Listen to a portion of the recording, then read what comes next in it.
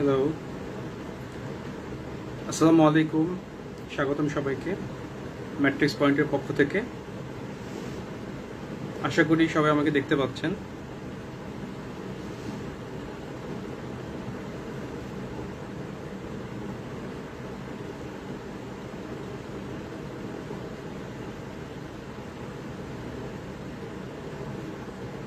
হ্যাঁ, দেখতে পাচ্ছেন। ওকে, থ্যাংক ইউ। নিশ্চয়ই সবাই ভালো আছেন।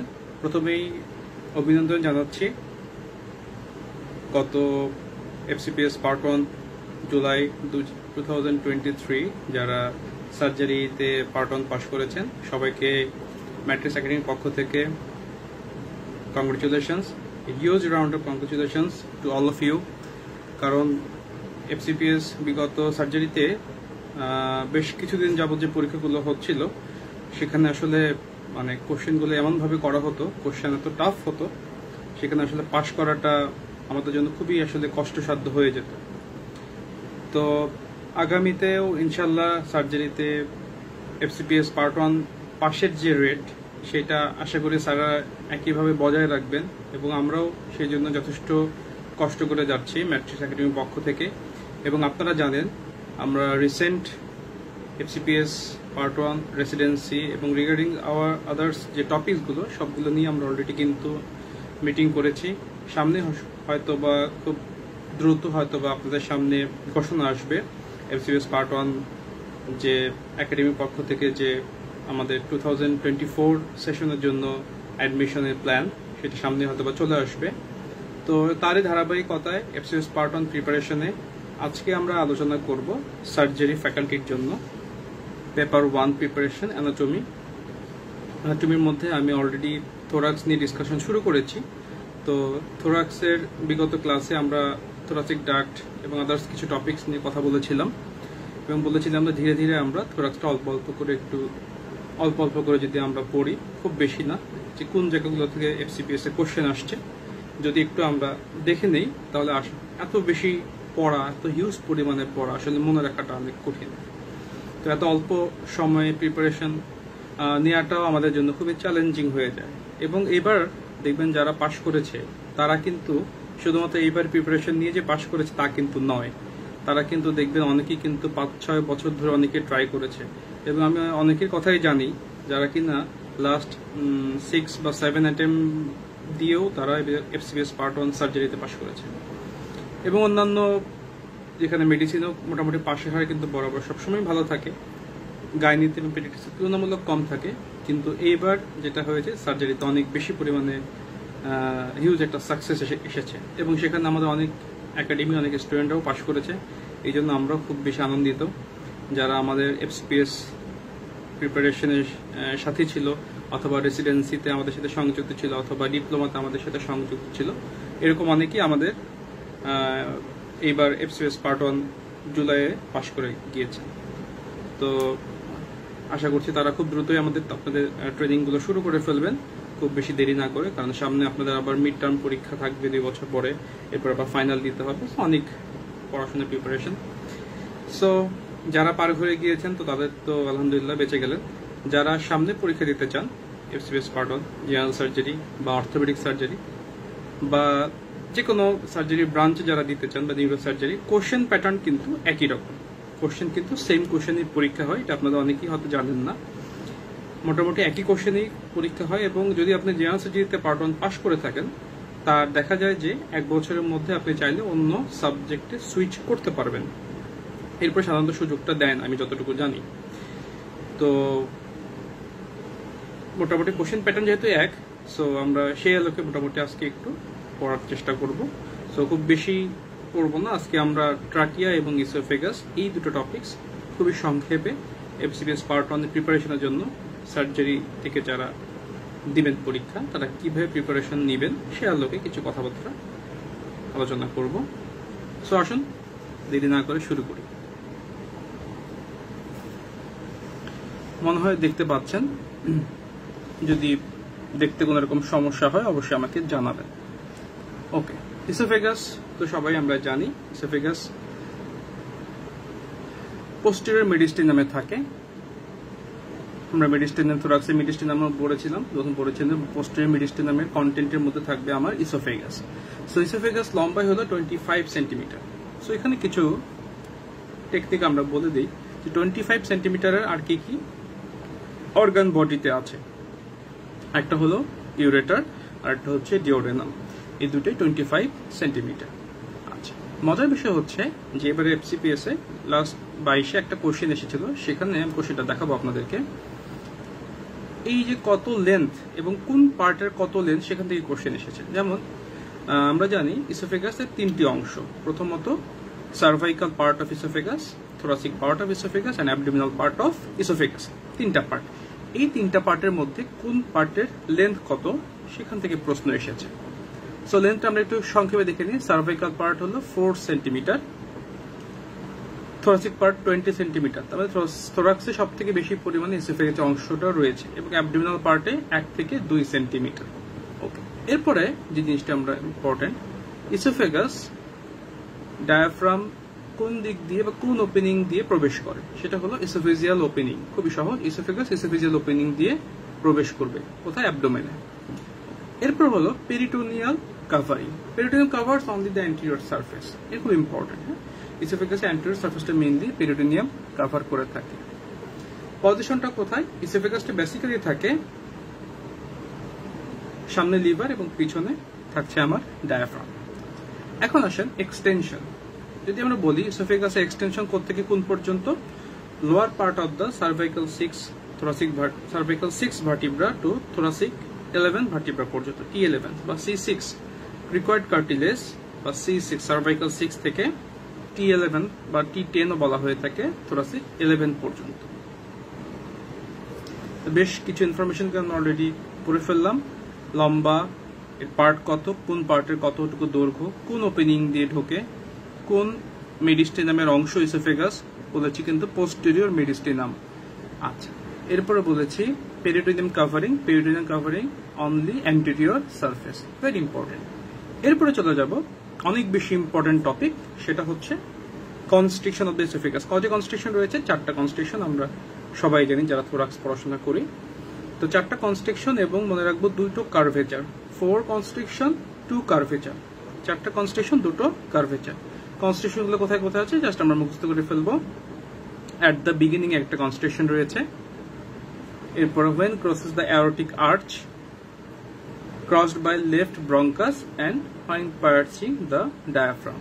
যদি আমি vertebral level ধরি তাহলে C6, T4, T6 and T10, ঠিক আছে? তাহলে 6, 4, 6, 10, প্রথমটা শুধু সার্ভাইকাল, বাকিগুলো সব থোরাসিক। আচ্ছা, এখানে মজার বিষয় হলো এখান থেকে কোশ্চেন এসেছে কনস্ট্রিকশন কয়টা থাকে? 4টা, মাথায় ঢুকাই নিব। এখন দেখেন ইনসিসর টিথ থেকে কনস্ট্রিকশন গুলোর দূরত্ব কতটুকু, এখান থেকে প্রশ্ন এসেছে। তো এটা আমরা একটু দেখবো। ইনসিসর টিথ থেকে যেমন at the beginning 15 centimetre, incisor teeth থেকে 15 সেন্টিমিটার, অ্যাওরটিক আর্চ 22 সেন্টিমিটার দূরে, লেফট ব্রঙ্কাস 27 সেন্টিমিটার দূরে এবং when diaphragm piercing 40 সেন্টিমিটার দূরে। তো এখান থেকে কোশ্চেন এসেছে, এটা আমাদেরকে জানতে হবে ইনসিসর টিথ থেকে এই কনস্ট্রিকশন গুলো কোনটা কতটুকু দূরে অবস্থিত। তাহলে কি কি জানলাম আমরা?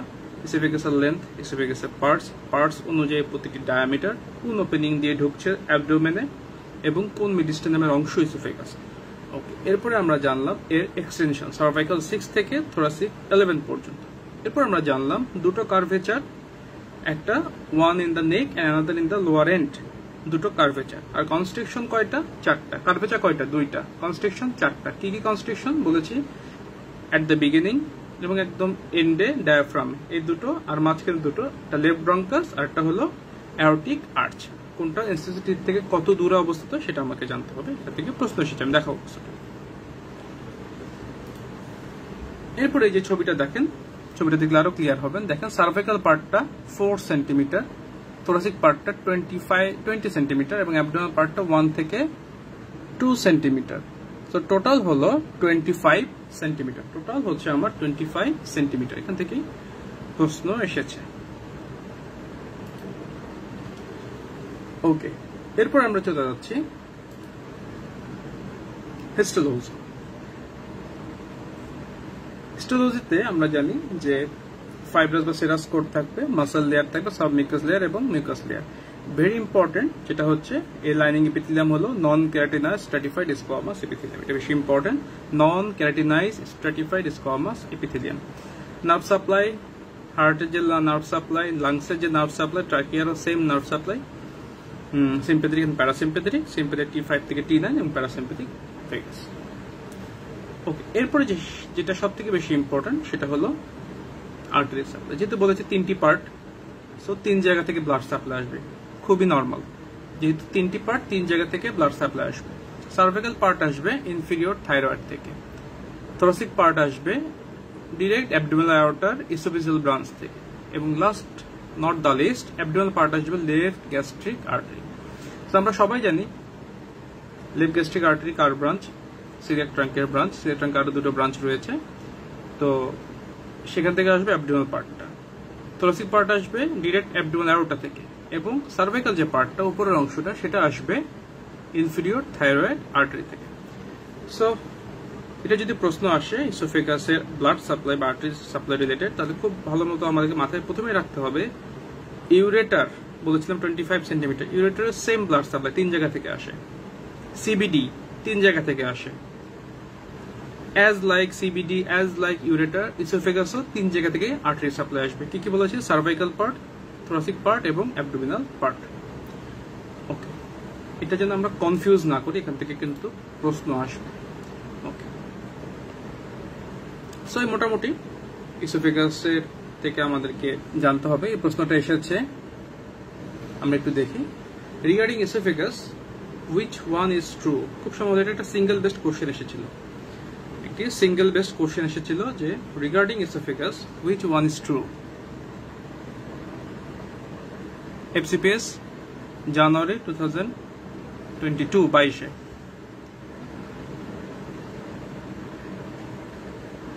আচ্ছা, 4 কনস্ট্রাকশন প্রেজেন্ট অ্যানাটমিক্যালি, তো এটা আমরা জানি সবাই কি ট্রু, তাই না? এটা তো অবশ্যই হবে, 4টা কনস্ট্রাকশন অলরেডি পুরো এসেছে। বি নাম্বারটা আসি, lies in the middle mediastinum. No, এটা কিন্তু ফলস, কারণ কি ইসোফেগাস থাকে পোস্টেরিয়র মেডিস্টিনামে। এরপর আসেন cricopharyngeal junction. Cricopharyngeal junction is 22 centimetre from incisor tip, তাই কি? না, ক্রিকোফেরেঞ্জিয়াল জাংশনটা ছিল কত সেন্টিমিটার? 18 সেন্টিমিটার। প্রথমটা ছিল 18 সেন্টিমিটার, তো এটা false. Abdominal part is 10 centimetre. আমরা যদি না জানি, দেখেন অ্যাবডোমিনাল পার্ট কিন্তু অনলি 1 থেকে 2 সেন্টিমিটার, তো এটাও false. Last E, about 45 centimetre long. Oesophagus কি 45 সেন্টিমিটার লং? না, 25 সেন্টিমিটার লং। তাহলে আমাকে জানতে হবে 45 সেন্টিমিটার লং কি কি রয়েছে বডিতে। নাম্বার 1 হলো spinal cord, number 2 thoracic duct, এগুলো আমার 45 সেন্টিমিটার লং। তাহলে আমাকে 25 সেন্টিমিটার লং কি কি আমি জানলাম, 45 সেন্টিমিটার লং কি কি আছে সেটাও জানলাম। সো এই মোটামুটি আমাদের ইসোফেগাস থেকে এই জিনিসগুলো আমাকে পড়তে হবে।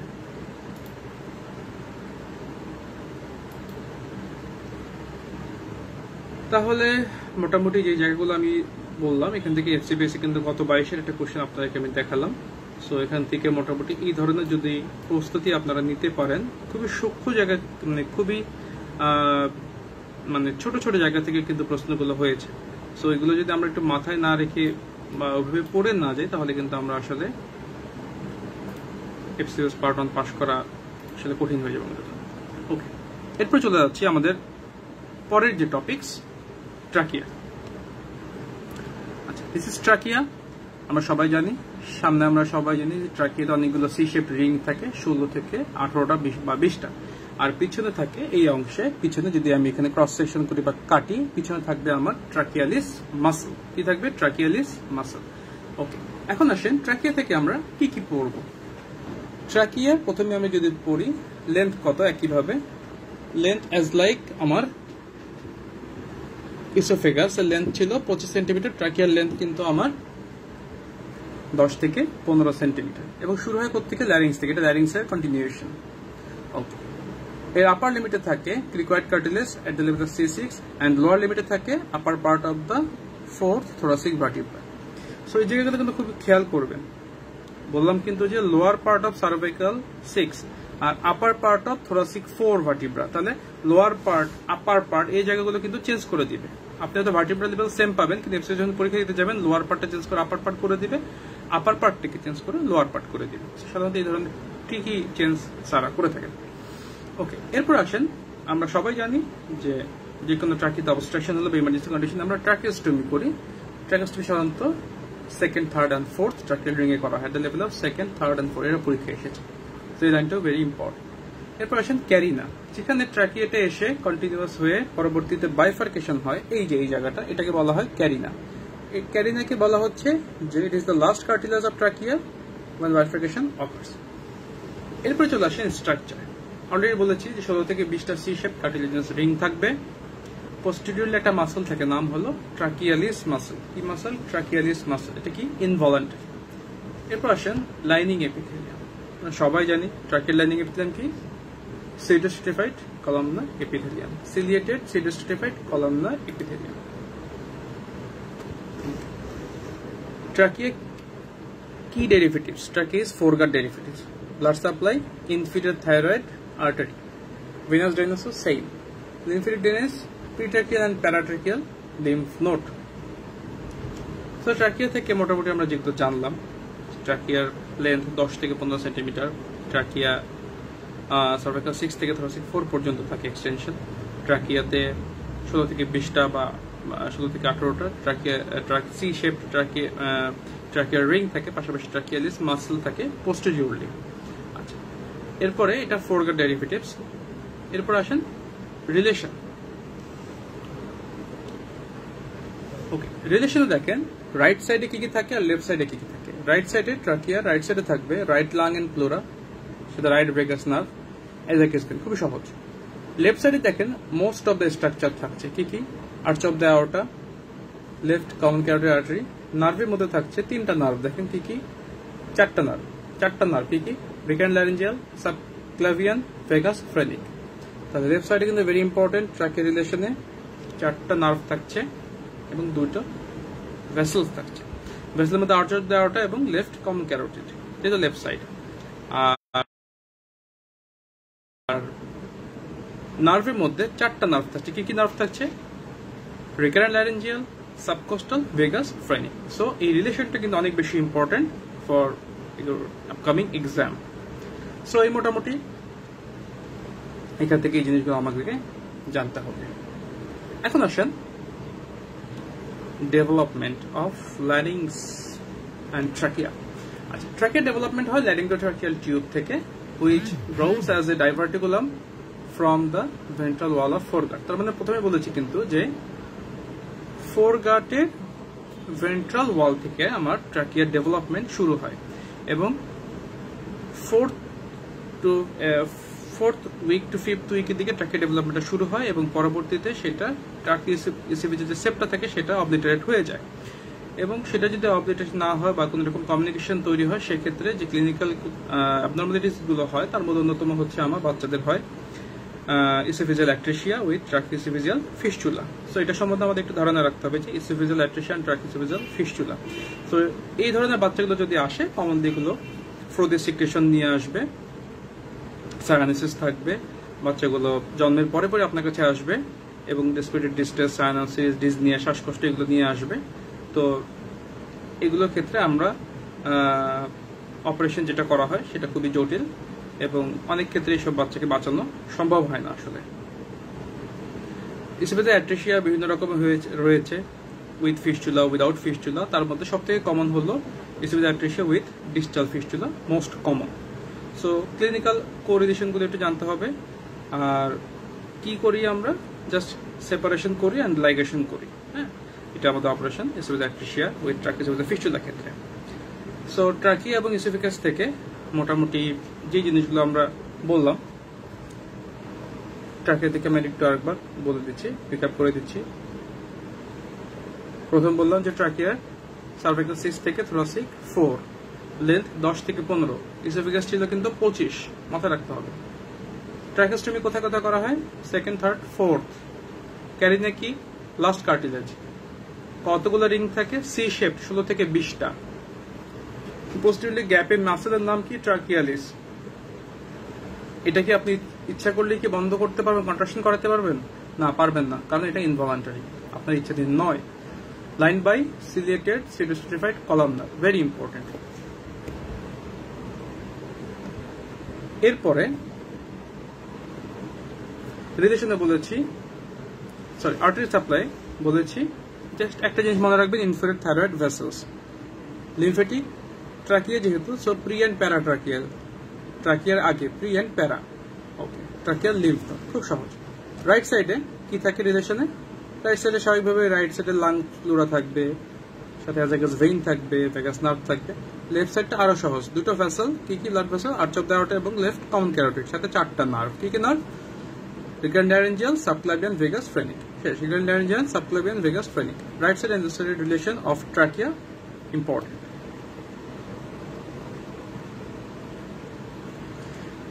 এই মোটামুটি ডেভেলপমেন্ট বলেছি ট্রাকিও ল্যারিঞ্জিয়াল টিউব বা ল্যারিঙ্গো ট্রাকিয়াল টিউব। ডেভেলপমেন্ট অ্যানাবলির মধ্যে কমনলি হয় oesophageal atresia with tracheoesophageal fistula. So এটা একটু পড়ে নিতে হবে আমাদেরকে।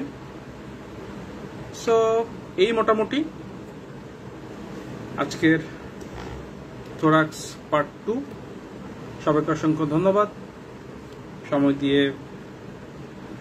শোনার জন্য। সো এই আজকের থোরাক্স 2, সামনে আমরা থোরাক্স 3 নিয়ে আমি ইনশাআল্লাহ ডিসকাশন করব। থোরাক্স আমি অল্প অল্প করে দেখাচ্ছি যে এই যে কোন জায়গাগুলো থেকে আপনার এফসিপিএস এ কোশ্চেন আসতে পারে, বিশেষ করে যারা surgery faculty, gynae faculty, paediatrics, medicine, সবার জন্যই থোরাক্স এই যে কোশ্চেনগুলো আলোচনা করছি এগুলো কিন্তু ভেরি ইম্পর্টেন্ট। শুধুমাত্র সার্জারি না, যারা এফসিপিএস পেডিয়াট্রিক্সে দিবেন তাদের ক্ষেত্রে তো যে বললাম যে ট্রাকিওসোফেজিয়াল ফিস্টুলা, এসোফেজিয়াল অ্যাট্রেসিয়া খুবই কমনলি এগুলো আসে, কিন্তু পেপার 1-এও আসে, পেপার 3-তেও আসে পেডিয়াট্রিক্সে। তারপর গাইনির ক্ষেত্রে একটা বাচ্চা ডেলিভারি করতে যাবেন, তার বাচ্চা ডেলিভারি হওয়ার পরে এই ধরনের সমস্যা হতে পারে বাচ্চার, তো এগুলো তাদের জন্য ইম্পর্টেন্ট। প্লাস মেডিসিনের জন্য ট্রাকিয়া এবং এসোফেজিয়াস এই জিনিসগুলো অনেক বেশি ইম্পর্টেন্ট। এগুলো থেকে 3-4টা ফ্যাকাল্টি যাদের কথা বললাম সবাই থোরাক্স মোটামুটি কমনলি আপনাদের খুব একটা চেঞ্জ থাকে না, যেগুলো বললাম সেগুলো ফলো করলে আশা করি এই কোশ্চেনগুলো পাবেন ইনশাল্লাহ। তবে ডিটেলস একটু পড়তে হবে, থোরাক্স থেকে ছোট ছোট যে জায়গাগুলো দেখালাম সেই জায়গাগুলো থেকে প্রশ্ন হয়, সো সেই জায়গাগুলো একটু মনোযোগ দিয়ে পড়তে হবে। সো সবাই ভালো থাকবেন, দেখা হবে ইনশাল্লাহ আগামী থোরাক্স 3 ক্লাসে, থোরাক্সের অন্য কোনো পার্ট নিয়ে। সে পর্যন্ত ভালো থাকবেন। আসসালামু আলাইকুম, শুভরাত্রি।